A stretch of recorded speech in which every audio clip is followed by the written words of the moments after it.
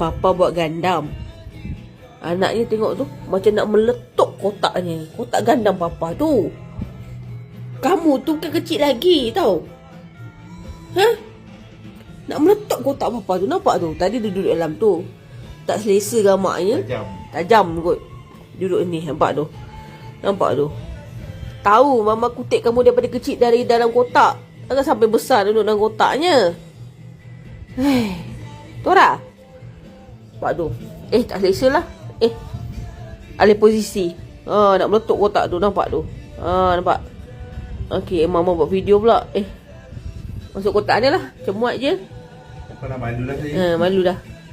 Macam tu je malu. Naik jas. Member naik jas. Kotak dia masuk nampak tu. Astaghfirullahaladzim. Itu tak jam. Tengok tu. Meletup kotak.